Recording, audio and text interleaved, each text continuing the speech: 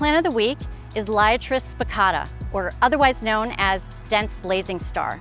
And this is one of my favorite perennials.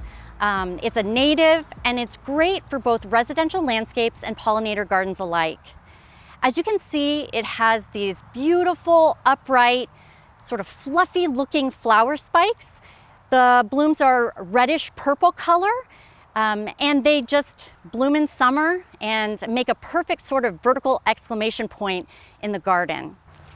Growing about 2 to 4 feet tall, what makes this plant so wonderful in design is that its upright shape contrasts beautifully with other more rounded or mounded flowers.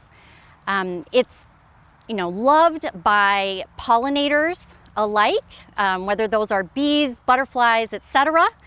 And one of the nice things about this plant is that if in fall you leave it standing, it can attract birds as well. This plant's going to want full sun, otherwise it gets a little squirrely, and it's going to want a medium, or average type soil. It doesn't like soggy feet, and otherwise it might fail over winter. The flowers are showy, they make great cut flowers, and you can get a lot of prairie drama with very little fuss with this plant. Now it's time to throw it back to Gannon for the weather.